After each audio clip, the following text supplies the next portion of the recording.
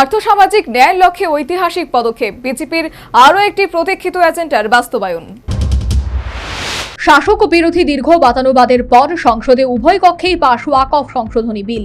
এবার অপেক্ষা রাষ্ট্রপতি অনুমোদনের, তারপরেই বিল আইনে পরিণত হবে।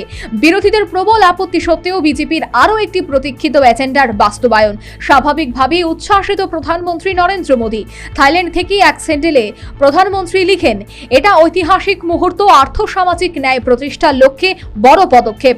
বস্তুত কাশ্মীরে ৩৭০ ধারার বিলুপ্তি, ৩ তালাক বাতিল, ওয়াকফ বোর্ডের ক্ষমতা ছাঁটাই, অভিন্ন দেওয়ানি বিধি বিজেপি সহ সংঘের পুরনো এজেন্ডা।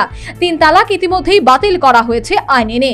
এবার ওয়াকফ বোর্ডের ডানা ছাঁটার কাজটিও সম্পন্ন হয়ে গেল। এবার দেশ জুড়ে অভিন্ন দেওয়ানি বিধি চালু করার পালা। ইতিমধ্যেই সেই প্রস্তুতিও শুরু হয়ে গিয়েছে বিজেপি শিবিরে। দুদিনের দীর্ঘ বিতর্কের পর সংসদে 2 কক্ষেই পাশ হয়েছে ওয়াকফ সংশোধনী বিল। রাষ্ট্রপতি সম্মতি দিলেই এই বিল আইনে পরিণত হবে। বিজেপির দাবি, এই বিল আইনে পরিণত হলে কোটি কোটি প্রান্তিক মুসলিম সমাজ উপকৃত হবেন।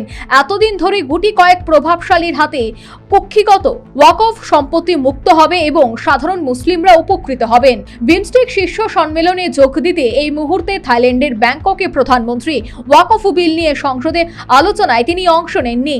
লোকসভায় বিজেপির তরফে এই আলোচনায় নেতৃত্ব দিয়েছেন অমিত শাহ, আর রাজ্যসভায় নেতৃত্ব দিয়েছেন জেপি নাড্ডা। বৃহস্পতিবার ভোররাতে সংসদের উচ্চ কক্ষে বিলটি পাশ হয়ে যেতেই প্রধানমন্ত্রী সোশ্যাল মিডিয়ার প্ল্যাটফর্ম এক স্যান্ডেলে লিখেন, সংসদের 2 কক্ষে ওয়াকফ সংশোধনী বিল পাশ হয়ে যাওয়াটা ঐতিহাসিক মুহূর্ত। আর্থসামাজিক সুবিচার প্রতিষ্ঠার লক্ষ্যে আমরা সম্মিলিতভাবে যে প্রয়াস চালাচ্ছি সেদিকে উল্লেখযোগ্য পদক্ষেপ। যারা দীর্ঘদিন ধরে প্রান্তিক হয়ে রয়েছেন, যাদের কণ্ঠস্বর করে এতদিন গুরুত্ব দেওয়া হতো না, এই বিল তাদের সাহায্য করবে। National bureau report, news vanguard.